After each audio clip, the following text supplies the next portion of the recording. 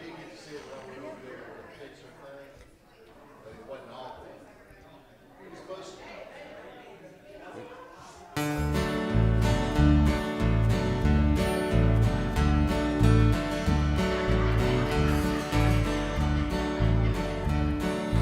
Lord, I hope this day is good. I'm feeling empty and misunderstood. I should be thankful, Lord, I know I should. But Lord, I hope this day is good.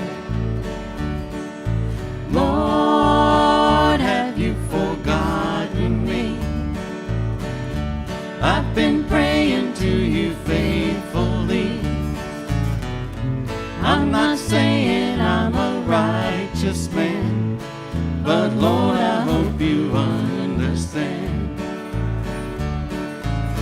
I don't need fortune and I don't need fame. Send down the thunder, Lord, send down the rain. But when you're planning just how it should be, plan a good day for me. Lord, I hope this day is good. I'm feeling empty and misunderstood. I should be thankful, Lord, I know I should. But Lord, I hope this day is good.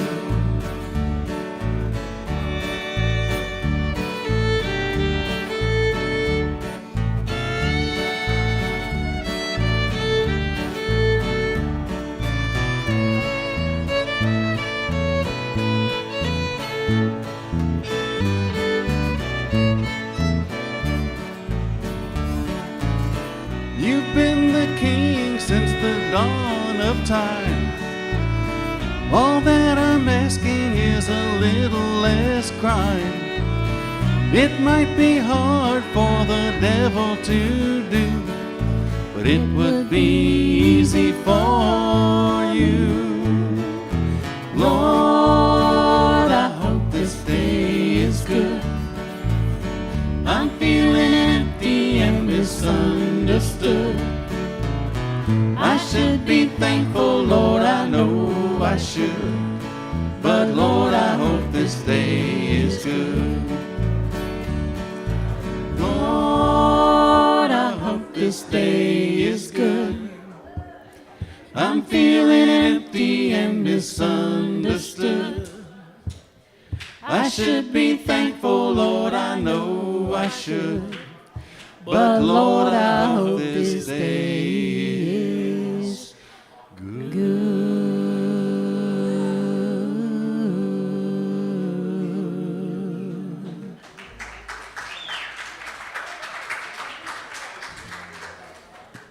Give me 1 second there, shall we?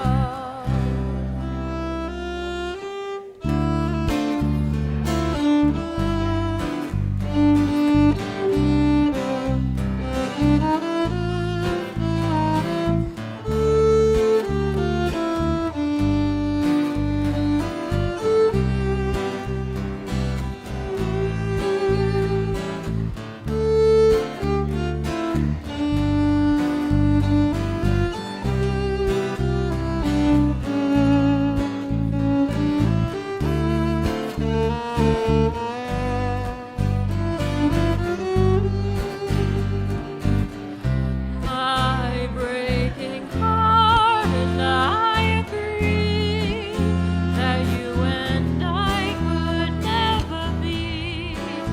So with my best, my very best, I set you free. I wish you shelter from the storm, a cozy fire to keep you warm. But most of all, when snowflakes fall, most of all, when snowflakes fall, I wish you love,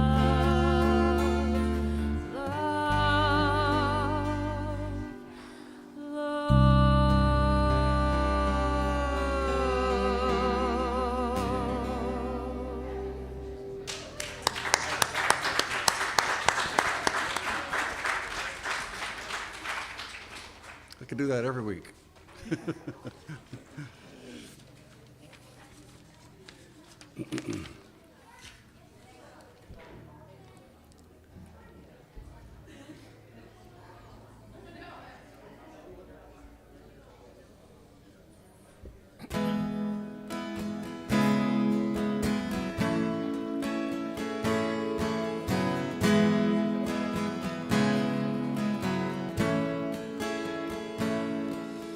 The day is now ending with a wink and a wave, and their dear constant ritual, the stars flicker their way to the hearts of the people who wait for their light to extinguish their fears of what lives in their night.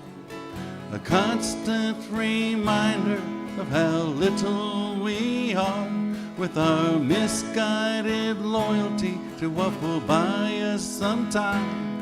So we'll keep up our pity and lower our shame through the sly guess all seeing, never accepting the blame. I'll be here in the light of the stars.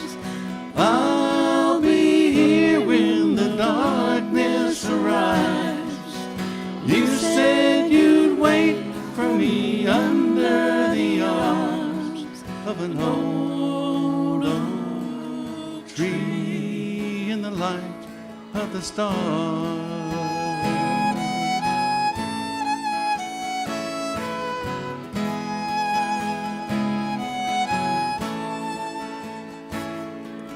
As if by some genius of both space and of time, we correct all our failings and render benign all the uninspired souls who are chasing their tails through life's man-made goals. How we love them to fail. I'll be here in the light of the stars. I'll be here when the darkness arrives. You said you'd wait for me under the arms of an old oak tree in the light of the stars.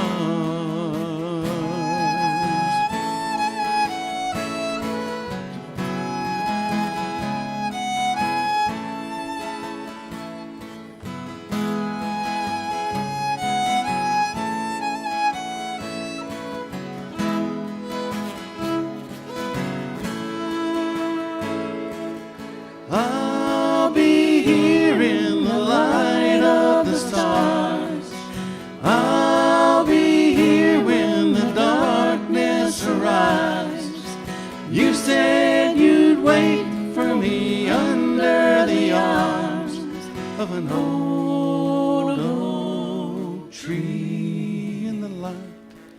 An old oak tree in the light. An old oak tree in the light. An old oak tree in the light of the stars. light of the stars, light of the stars, the light of the stars.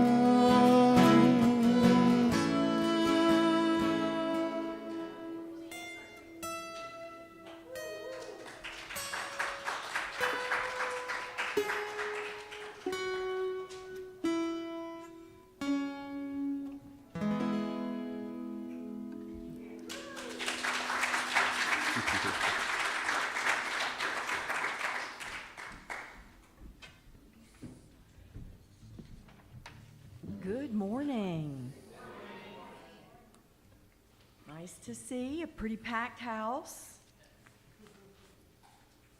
Welcome to Unity Spiritual Center of Gulfport, Mississippi.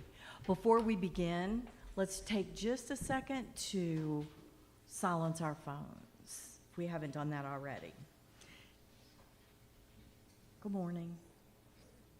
Let's all stand to sing the opening song, Switch Wide the Doors. Swing.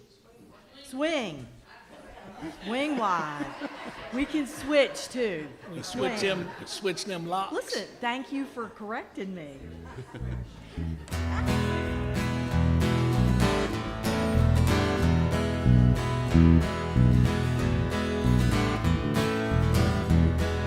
Swing wide the doors, the time is right.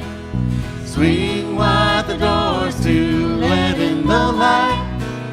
Bring in the dawn for humankind. Swing wide the doors of this heart of mine. I'm not holding it in anymore. I'm gonna shout it out loud. I understand now what I'm here for and what this life is about. It's about love, it's about laughter, it's about comfort and smiles. It's about love, it's about kindness, it's about hearts open wide. It's about love, it's about passion, it's about taking a chance. It's about love, it's about service, it's about lending a hand. About lending a hand. Swing wide the doors, the time is right. Swing wide the doors to let in the light. Bring in the dawn for humankind. Swing wide the doors of this heart of mine. There's a voice that I've heard for years. I've learned to keep it inside. Well, now it's coming in loud and clear. I want a deeper life. It's about love, it's about laughter, it's about comfort and smiles. It's about love, it's about kindness, it's about hearts open wide. It's about love, it's about passion, it's about taking a chance. It's about love, it's about service, it's about lending a hand. About lending a hand. Swing wide the doors, the time is right. Swing wide the doors to let in the light. Bring in the dawn for humankind. Swing wide the doors of this heart of mine. Swing wide the doors of this heart of mine.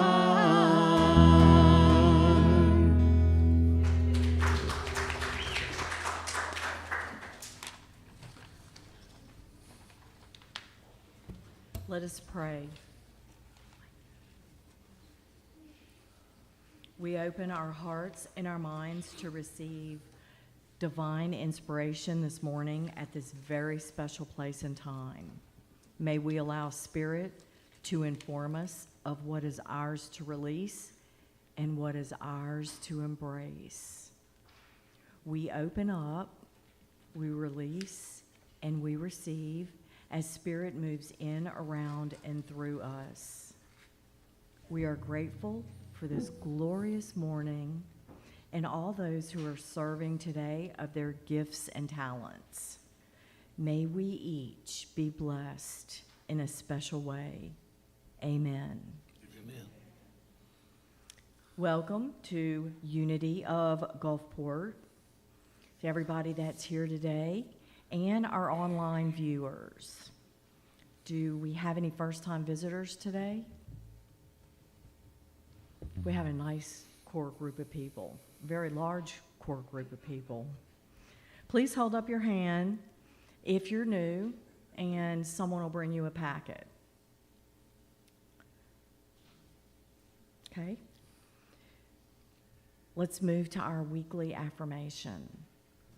We come together to affirm and celebrate our unity, our oneness with each other, and with the source of all that is. In that spirit of unity, let us pause to enfold in light and love all people in our community and in our world.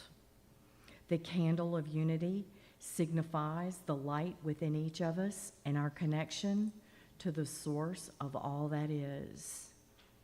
And so it is. Now let us affirm our faith. I have faith that God is my instant, constant, and abundant supply. I have faith that God provides ways when to human sense there is no way. I have faith that God is guiding me in all ways. My health, happiness, and success are assured. Now, let's all sing, I'm ready for a miracle.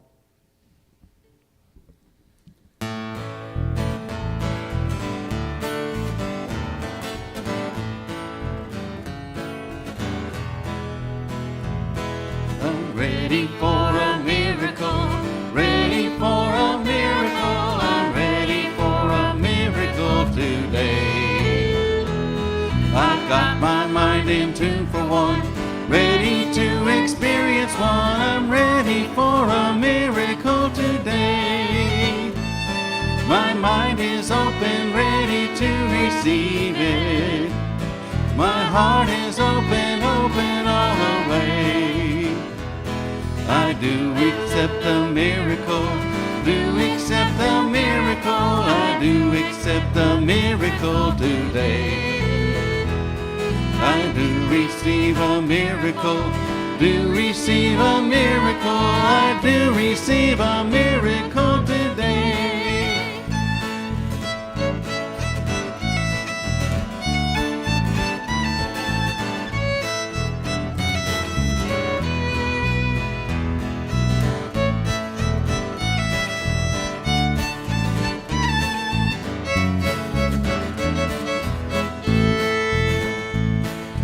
Ready for a miracle, ready for a miracle, I'm ready for a miracle today.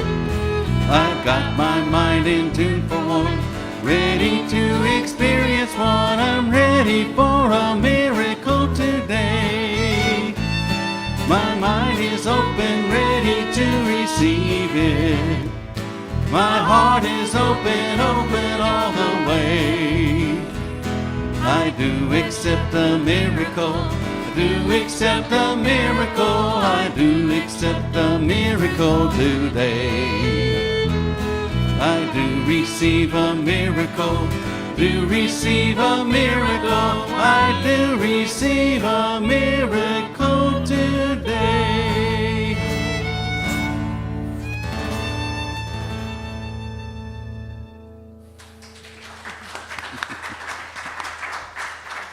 That is such fun music. Okay, and now today, Jessica Taft will now read the daily word. Thank you, Jessica. Hello, everybody. Hi. Good morning. So our word of the day is alive. Divine life flows through me. Sometimes when life is filled with obligations and routine, I may feel as though I am merely existing, moving from one task to the next without sparkle or energy. Today, I remind myself I am alive, vitally, radiantly, joyfully alive. My life is what I choose to make it. Through my positive attitude and understanding myself as a spiritual being, I realize there is so much more to life than the things I must attend to.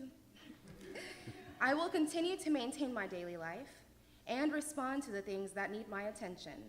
But now, I will meet life with the energy and verve of divine life, which is flowing through me and animating me no matter what I am doing. So, I affirm I am a divine being, wondrously and magnificently alive. Amen. Amen.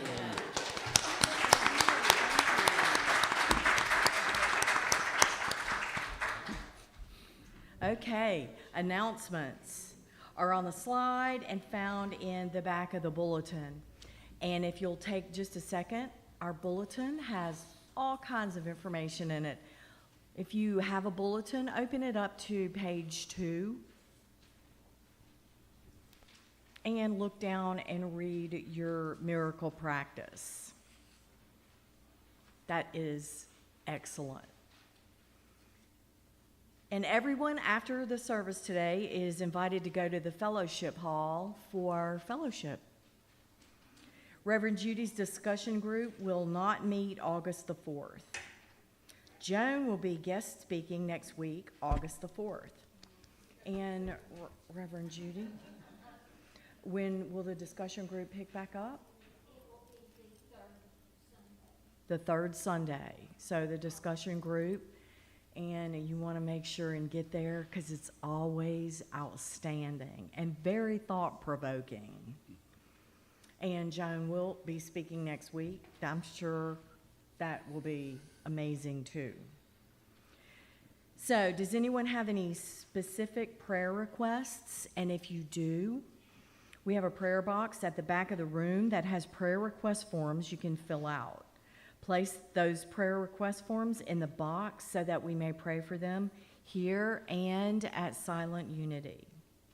And now, Reverend Judy will come to the stage.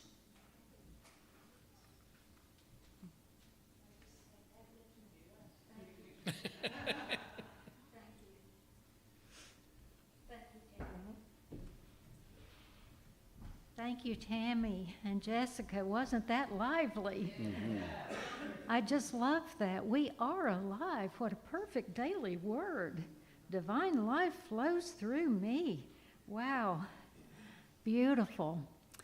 I want to take just a moment before I offer a bit of a meditation and ask for prayer for, I know Brenda Love will be going for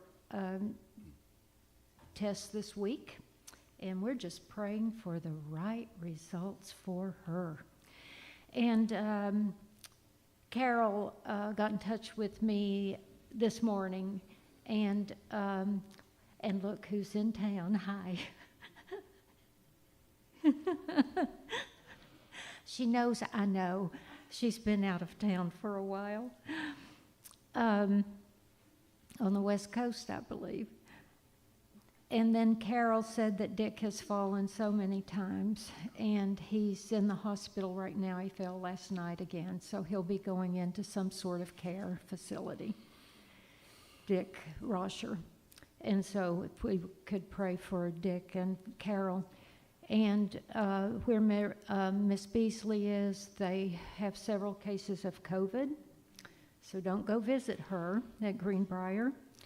And several of the independent living or assisted living facilities, same story going on right now. So we'll just pray for all those. You may have noticed that I took it upon myself to start dragging out our name tags. The reason I wanted to do it myself and not ask other people to help or volunteer is that it helps me to get to know each of you better. And what I've been doing is resurrecting some of the ones that we had. During COVID, we realized we didn't need them. We took them down and put them in a box. And so we're getting them back out, and we're putting some bling on them. You are free to add your own bling. I'm going to put a guitar on Brenda Buckendale's, for instance. I didn't have one. I'm going to put some drums on Tony's and drums on Susan's. But anyway, if you do have one that's in your car, at home, bring it back. Don't throw them away. Those magnetic name tags have some value. And so if someone leaves, we just put a new tag in it. Okay, so I think that's what I was going to cover this morning before I offer a prayer and just a very short meditation.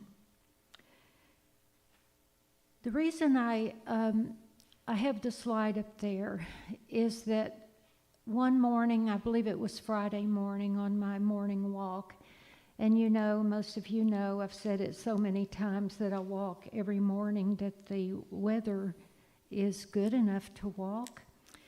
As my husband said, it's like I have an addiction to it. I just can't help myself. And it's as good a thing to have an addiction to as anything I can think of. And I experience a lot of things. I walk down to the water, of course. And Friday morning, as I did, everything was just perfect.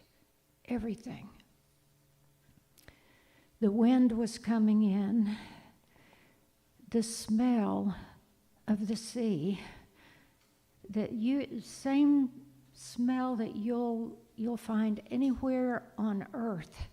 The wind was coming in at just the right angle, and the smell and the damp earth and the sand and the waves and the water and the sounds and all of the sensations that I can think of were just perfect. As I stood down near the harbor and just breathed in love and life and beauty. There's an old Celtic saying that says that heaven and earth are only 3 feet apart, but in the thin places, the veil disappears. Anybody ever been in a thin place where you felt like you were just right next to heaven? And sometimes we don't need to go anywhere to experience that. It might be right in our own front porch. It might be in our living room. It might be anywhere. It's anywhere where you can allow the outward world to go away. You allow your vision to go inward and you experience the divine right there. Well, I stood there for a few minutes enjoying that so much that I want to share that with you this morning. If you'll place your hands in your lap and your palms upward, taking in a deep breath, closing the eyes, taking a nice deep breath, and as you do, relax and allow every single thing, every problem, every care, to just go away. Allow them all to just disappear.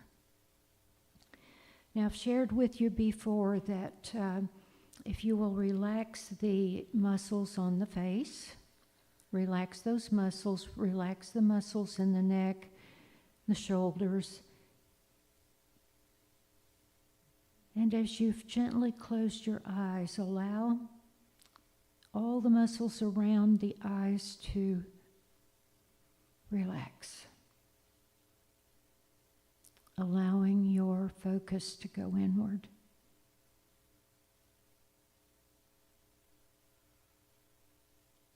Where you will find the thin place, where the threshold between here and the other world is just like stepping from one room to another. You behold the beauty of the beloved. You can touch the face of the one who sent you here. And in this place, this quiet place, this beautiful place,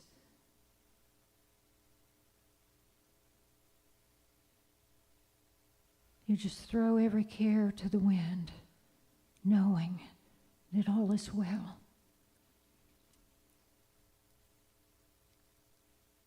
All is well, and all will be well. And it is from this place I ask the Beloved to show me what is mine to do.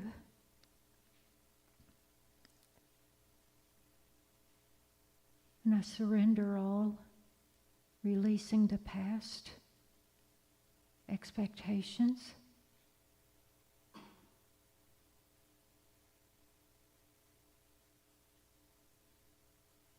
and allow the Beloved to speak to my heart now with one word that I might need to hear.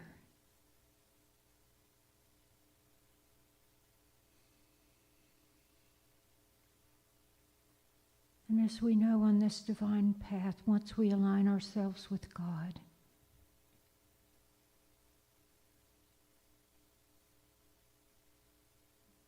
things seem to fall into place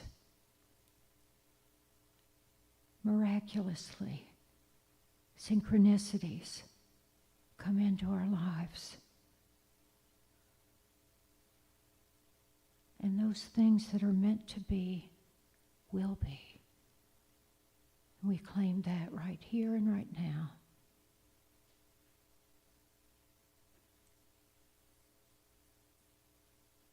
Knowing that once I ask, I receive, and I ask God,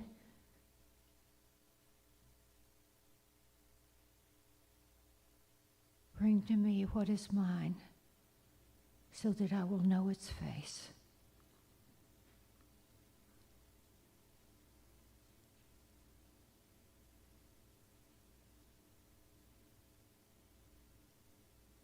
And I claim peace, health, prosperity.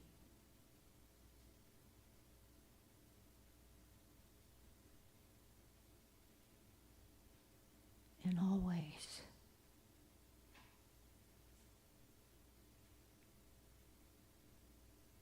Amen.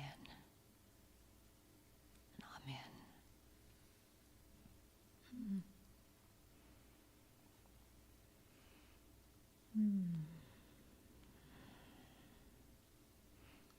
This morning, as we return to the room, we have a very special guest. And as synchronicities would take place and coincidences, our guest this morning to be interviewed happens to be my husband, and he just happened to have a piece of his old equipment with him this morning. So I'm so glad you're here. I hope you will just sit back and enjoy this conversation that I am going to have with Dan Voght.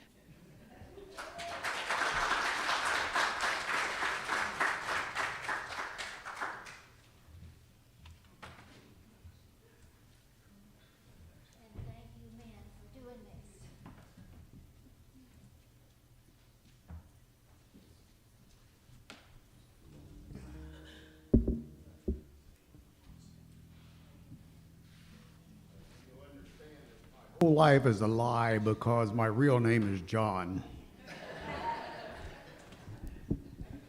What did you say? I said my whole life is a lie because my real name is John. Oh, his name is John. It is true. Yeah. But it didn't make any difference because I had an older brother, Walter, and an older sister, Ann, and my dad couldn't remember anybody's name, so he called everybody Walter and Ann. So anyway. Okay, good morning and welcome. Good morning. Have you had many questions about your old piece of equipment out there? Yes. Have you? Quite a few. Okay, Yes. all right. And it's a 1919 Rome grader. I found it in the woods up in northern Mississippi, and it's really rare.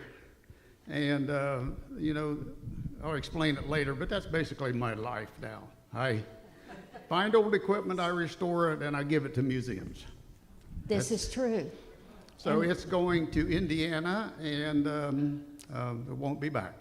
It'll stay there.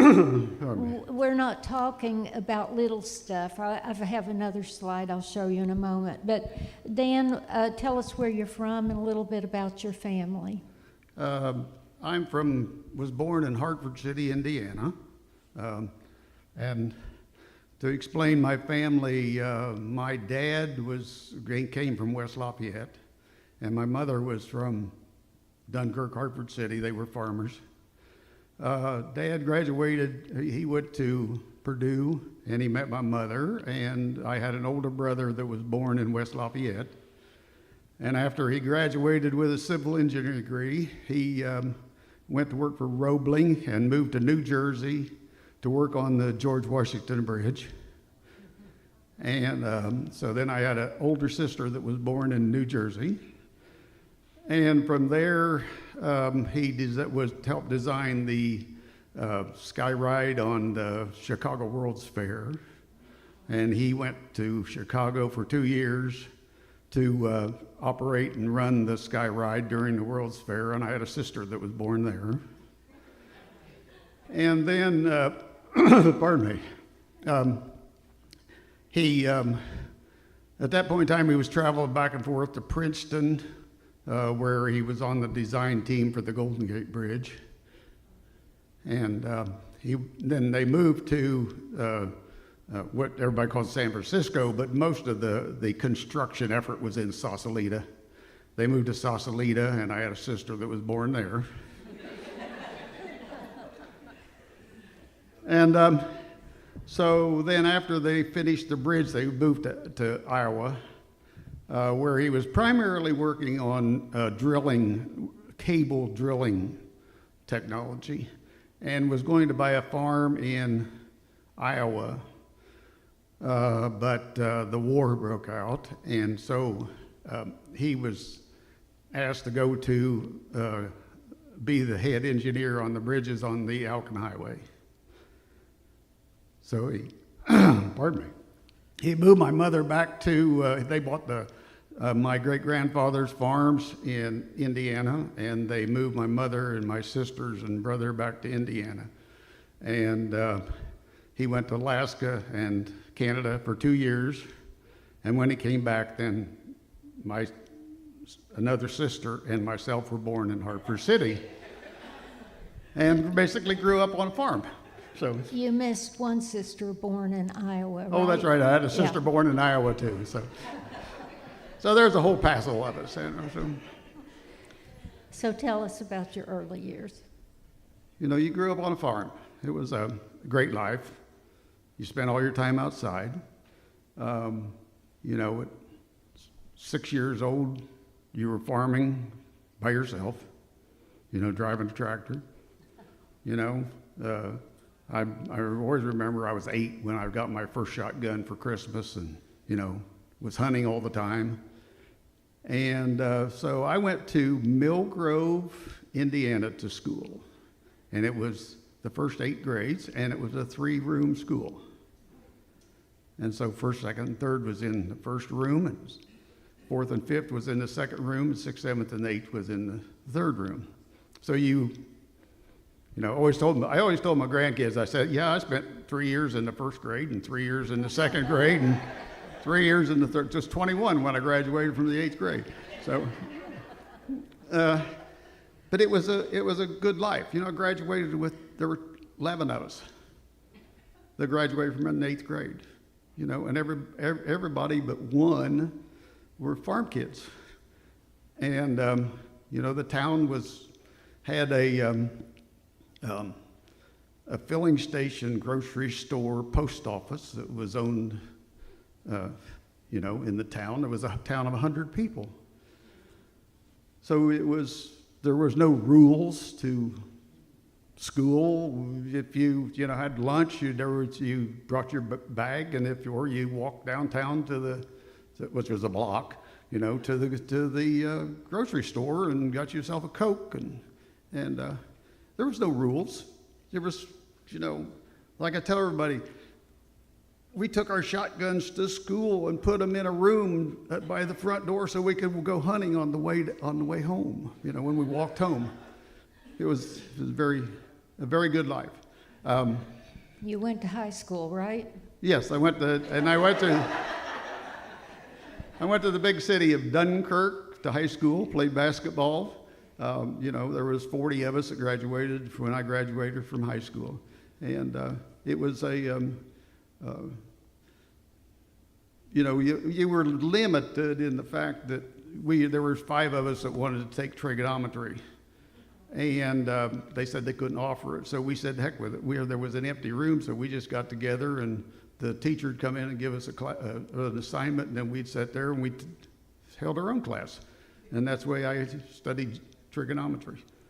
You know, you just did it on your own. You know, that was all. But, you know, so I grew up as a normal farm kid, farming. You know, the one thing I did do, though, is I baled a lot of hay. I ran a baling crew when I was 14. And we'd bale 125,000 bales a year, you know, and we made good money, really good money. And when I was 16, our tractor broke down on the farm, and Dad said, "No, we need to get a new tractor. We don't have enough tractor, you know, enough money. We need to get another one." So I just paid for half of it. So I just bought a tractor, and I was 16, you know. So, but, you know, graduated, and life began. So you struggled a little when you decided to go to college at first, right? Oh, no, I struggled a lot. So tell me about that and what made you decide to go to the Army. I didn't decide to go to the Army. The government decided for me to go to the Army. I started college, and I soon found out that, you know, I had never learned to study. High school was so easy. Grade school was so easy. And especially mathematics was so easy that, you know, I'd taken every class there was, but I didn't have to study anything. But I also had a dad at home that was an engineer, and we sat down and was doing design work all the time. And so it was just normal. The only class I ever had trouble with was typing. And I got up to 20 words a minute. That was it, you know. So I basically failed at college. I went and when I was younger, I'd learned to lay tile, sewer tile. And so I went and did big sewer tile jobs. And I was working in Auburn, Indiana on a big sewer job. And I got the card that said, you know, "We want you, the government." And so I drove home, and I walked in, and it was during the week, and I should have been working. And Dad said, "Well, why are you home?" And I said, "Got drafted." He said, "Never looked up from the newspapers at about time you did something worthwhile with your life." But that was my dad, you know. When we were young, we worked. I mean, you worked. But it was never you worked, you had a goal. We need to plow the back 40 today. There were goals that you were set, you know. And I saw a study not too long ago from Harvard, and they were talking about kids that had jobs when they were young and how much more self-confidence they had than those that didn't work when they were young. And, you know, you don't work, you have a goal that you're going to make, you know. So, you dropped it? I did. I'm sorry. Well, then that's a good place to tell us what happened when you went to the Army. Or tell us about the Army. Yeah. No, I was going to tell them my religious training, you know. Oh, yeah. I Oh, yeah. That ought to take about 2 seconds. Go ahead. You know, when I was young, I had this extensive religious training. You know, my mother sent me to Bible school all the time, and so we'd always go out back behind the church and shoot craps or shoot marbles. But you know, and I had a steely, you know, out of a bearing, a ball out of a bearing, and most kids didn't understand, you know, that, you know, inertia, you know, and so, but the two things that do stand out in my life. I was hunting one time with Dad, and we were back in the woods.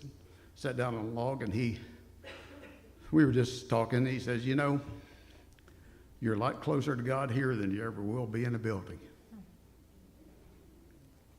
And then another time we had a north farm, which my brother bought, and it had a 20-acre woods on it.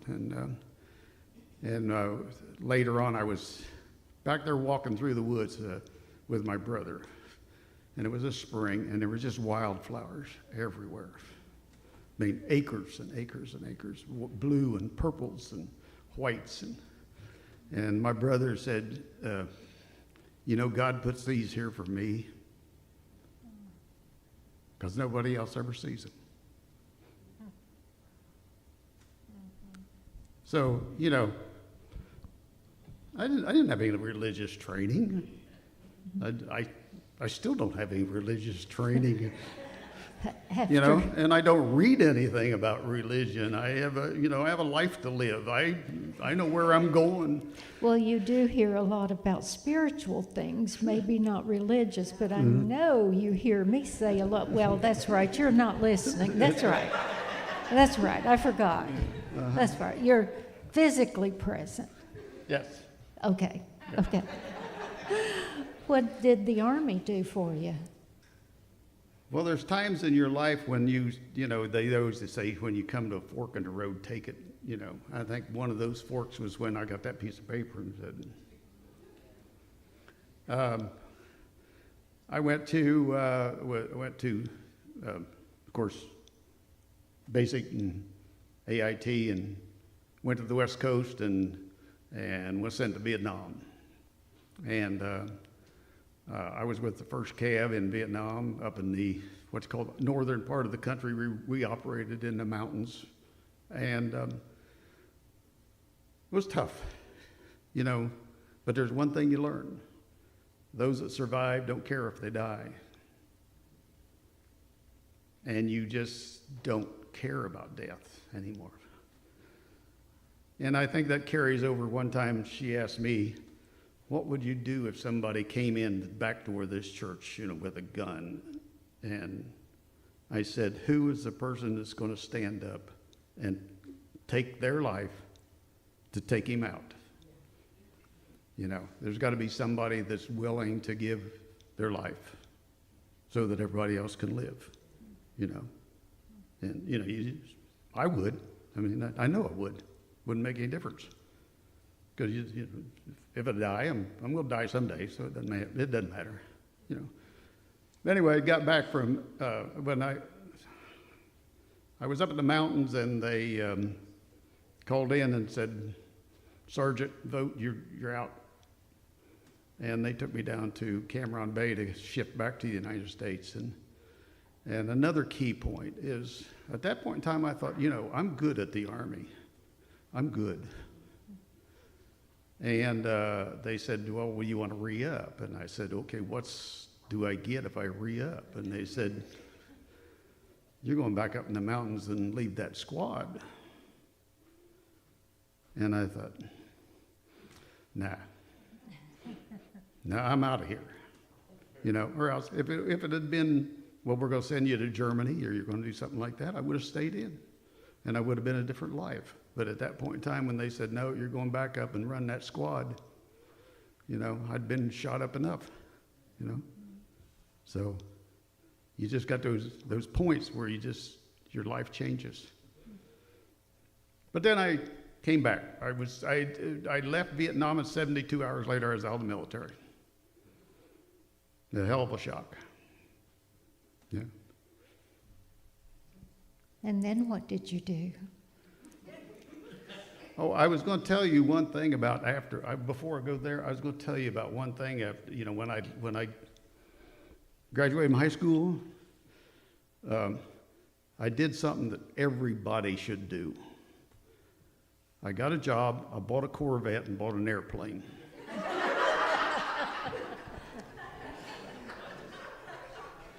I wrecked the Corvette and wrecked the airplane.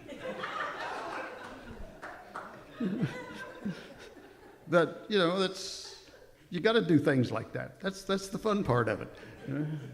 Okay, kids. So anyway, Don't listen to him on some of this stuff, okay? Okay, we're teaching you the right things. Some of these things just disregard. Mm-hmm. Okay. But anyway, I came back, I looked at, I got the GI Bill, went to college. I went to Ball State, which is in Muncie, Indiana. And one of the reasons I went to Ball State was close to where I was living, and it was also one of the best math schools in the country. I ended up there, and I was studying statistics because I was really thinking I was going to go into actuarial sciences. And one of the professors said, "Do you know anything about computers?" And I said, "Nope." And he said, "Well, study up on Fortran because we need somebody to write statistical programs for us."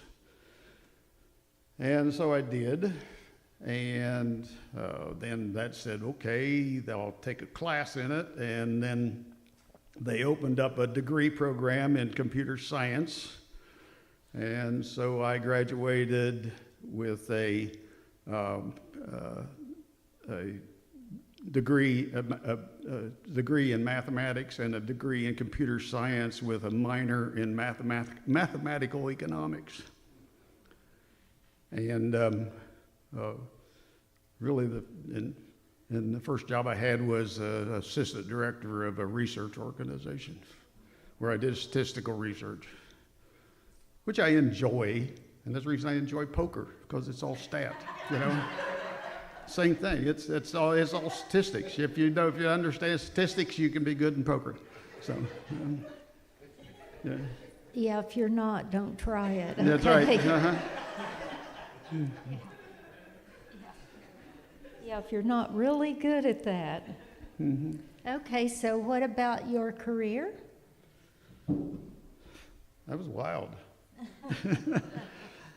I went, after I was the assistant director of research, a insurance company got a hold of me and wanted me to help them in developing some data acquisition process, which was just the beginning of database technology, which some people understand, some people don't, But so I went to help develop them on their storage technology, and then at the same time we started consolidating their data centers so that they could be more efficient in their operation, and so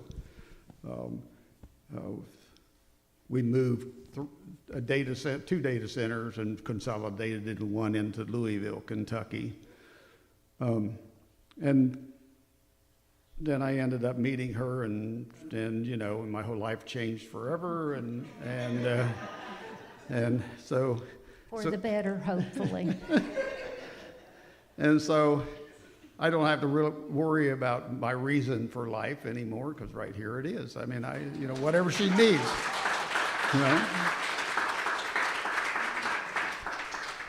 Now that was sweet. Yeah. Anyway, so after I met her, she lived in Oak Ridge, Tennessee, and I was in Louisville, Kentucky, and so I got a job in Oak Ridge, Tennessee, and basically from there on I was a hired brain. That's all I did. I was a consultant. They just farmed me out to wherever they needed me. And I worked in insurance companies and banks and military and railroads and all over. But the last 15 years of my career, most of it was in corporate mergers. I did the IT planning and designed the data centers for corporation mergers, which gets really complicated. And the last one I had was a company was being bought out by 2 different companies, and you had to split it in half and take half of it one way and half of it the other way. And of course, you had to stay in operation while you were doing this. And so she knows there were many times that I went to work on Friday morning and got off Monday night. You know, that was, you just had to when you were moving a data center. Well, And- you did that at the Pentagon too, didn't you? Yes, and I was led the design team for the data centers and command centers in the Pentagon when they did the Pentagon renovation. And so that was a interesting time. Well, and at some point you decided, Yes, and then After- one day I got home and I told her, I said, we didn't retire. I just said, I'm done. I'm burnout. I can't do this anymore. And she says, well, I'm quitting next week, so. So we both quit.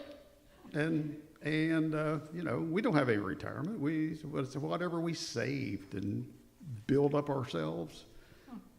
And then, actually, I did leave the corporate world about 10 years before you did. But That's you're true. right. That's When true. you told me you were getting ready to Yeah. retire, it pretty much made my decision.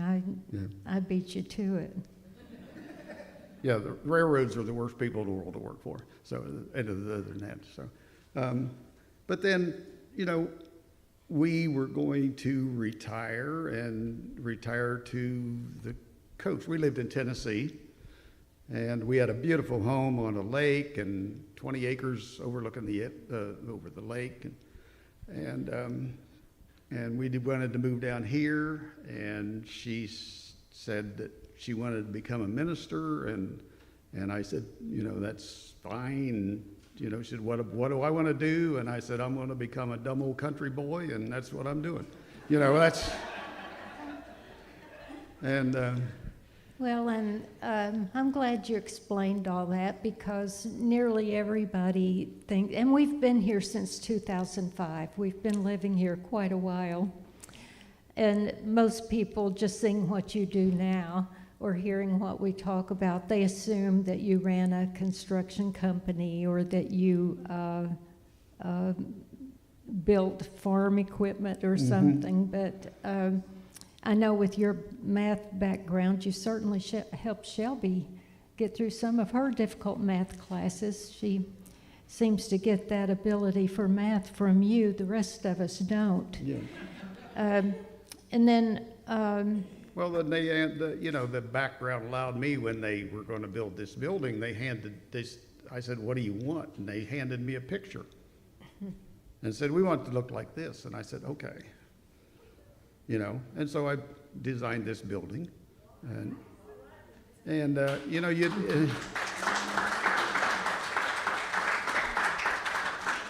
and he built it. yes, and build it, yes.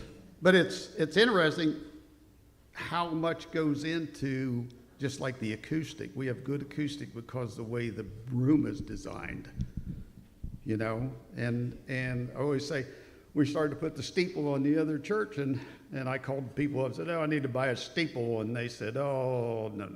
You know, you don't just buy a steeple. There's a whole mathematical formulas you go through to determine what steeple you're going to put on a building.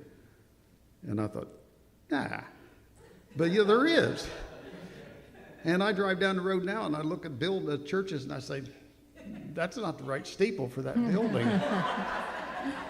Wouldn't have known that was. Now, this is some of the little tractors that he has owned and keeps operating. Just so you know, a lot of times people, when I'll say, oh, well, he's gone to a tractor show or something, they're visualizing a few little John Deeres or something. Nah, we're talking about this stuff that is not easy to haul in, but that's his hobby right there. And he owns several things like that and keeps them mostly in Indiana, up there close to where his sister lives. But so what advice would you give these young people?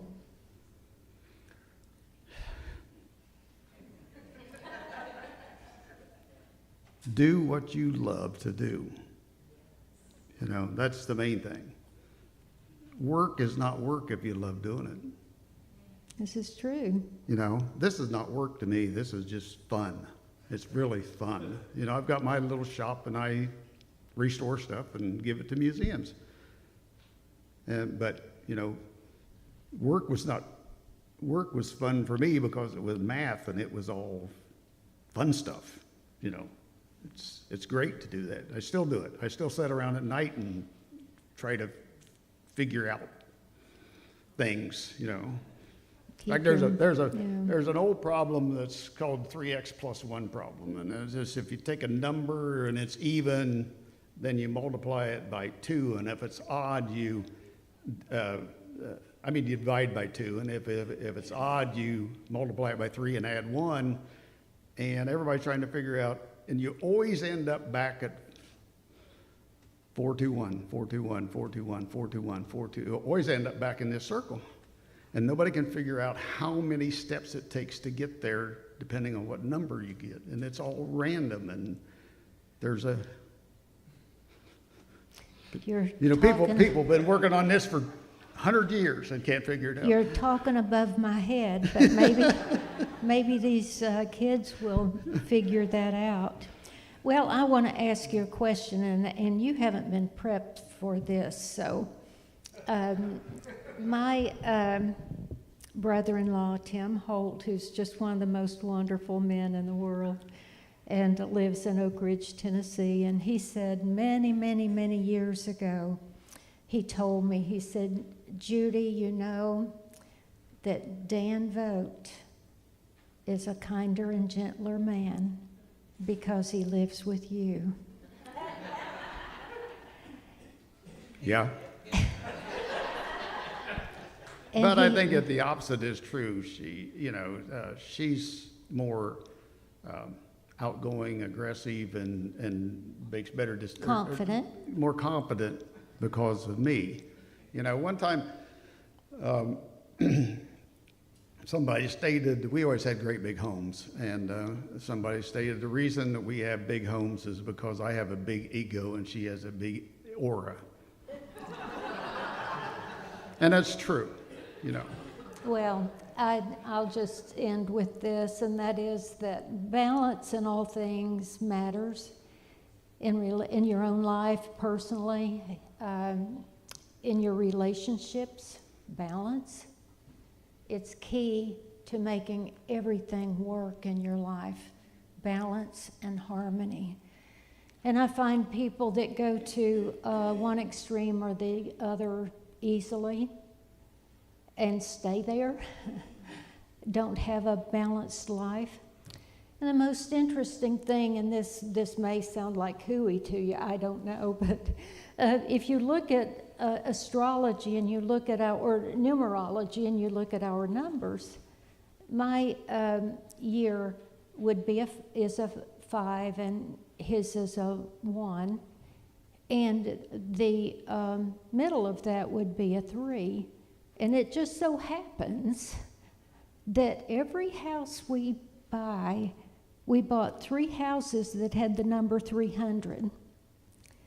And the house we're in now, it's actually a 3, and the 201 is a 3. And it's just the most interesting thing. And not that there's anything magical about that. It's a reminder to me all the time.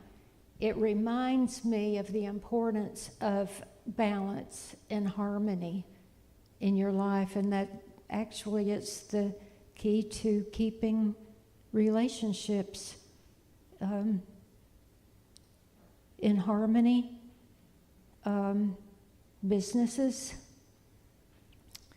any single thing you want to do, any single thing you want to do, there needs to be a healthy balance, and that's it, bottom line. I grew up in a family of where my parents said, you can do whatever you want to do. It doesn't matter. You can do whatever you want to do. All you have to do is just work for it. Yeah, and that was, that's the best advice I can give you. You know, Okay. you can do whatever you want to do. And do what you enjoy. And I've got 900 miles ahead of me. Thank you.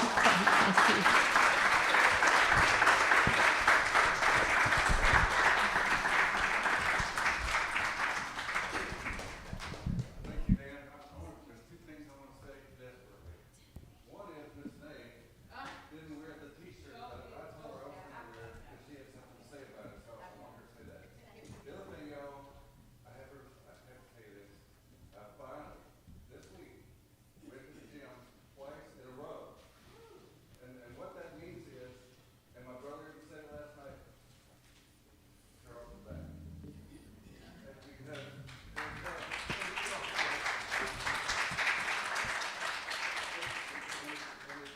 at least half, if not more, because of y'all. And continuous prayers, and it always supported me. But it was a Trojan blessing for that travel. At the time, some of us not that kind of stuff. But Miss Nate got something to say. Oh, yes. T-shirt that Mr. Charles is wearing, many kids have t-shirts like that too. So I have this guy that's making a t-shirt. If y'all want to get a t-shirt, it's just $15. And you get any color you want, just get the color to me and the size. And we can make it happen. And we can have a unity day one. Oh, let me go with it.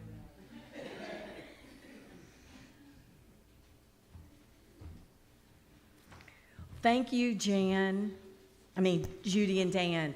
You know what, something, he just said, I met you. He didn't say how y'all met. Can you just briefly tell us how y'all met? Well, we were both much younger and in our careers, and we met at a conference in Nashville. A conference. That's,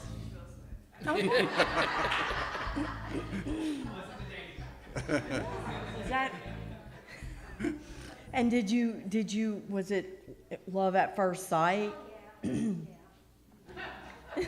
Okay, will you save that story and tell us another time? Okay. I saw him leave and I wanted to ask that. I wanted to get his version because I knew it would be funny. So now let us give expression to our appreciation for all that is offered here at Unity of Gulfport. Please take your offering in your hands and say along with me. Divine love through me blesses and multiplies all that I am, all that I have, all that I give, and all that I receive. I give in love and I trust in God. Thank you.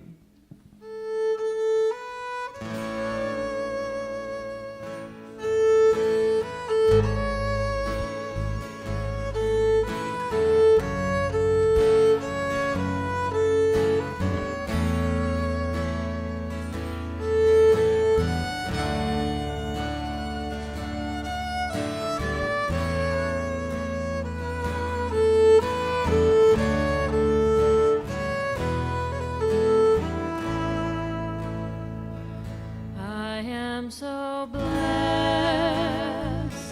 I am so blessed. I am so grateful for all that I have. I am so blessed. I am so blessed. I am so grateful. I am so blessed.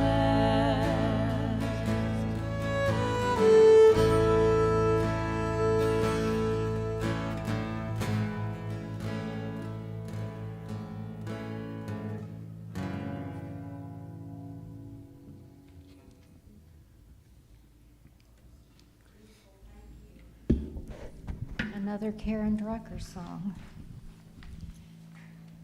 Oh, this morning we just give thanks for this wonderful group of people here and those that are online.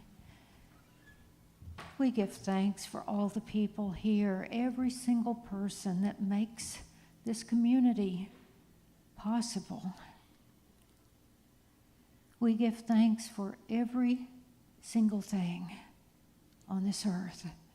And we just pray that one day there might be peace on earth,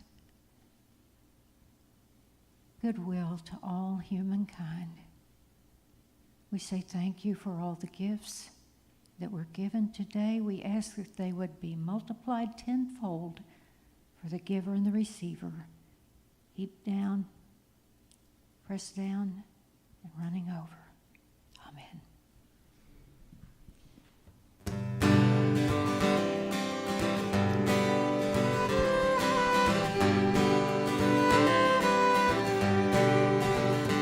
May the road rise to meet you. May the wind be always at your back.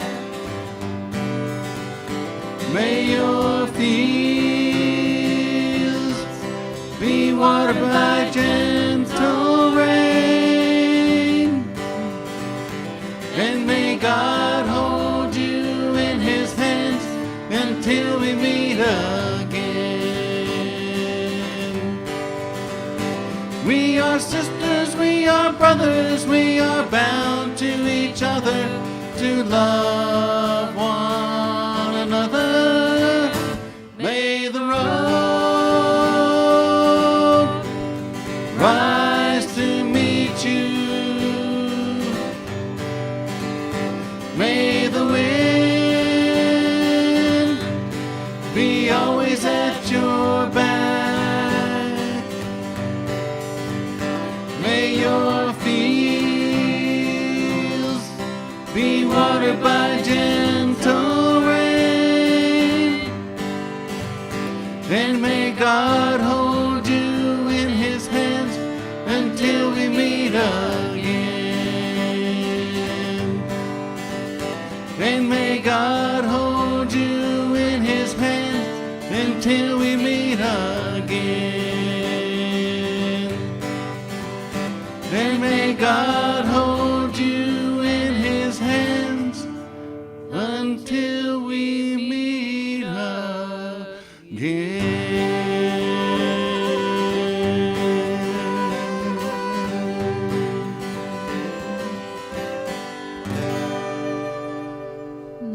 Nice, thank you.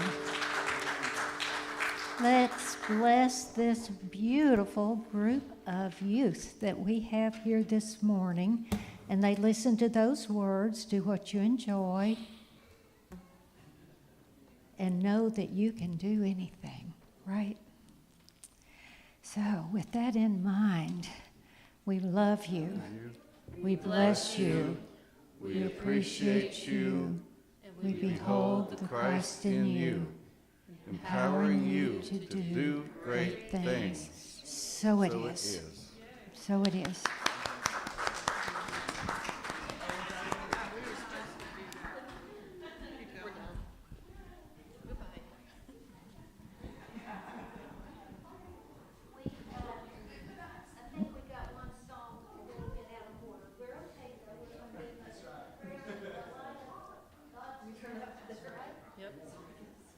Go ahead.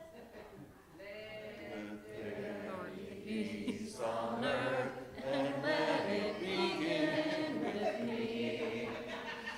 Let there be peace on earth, the peace that was meant to be. With God as creator, family all are we. Let us walk with each other in perfect harmony. Let things begin with me. Let this be the moment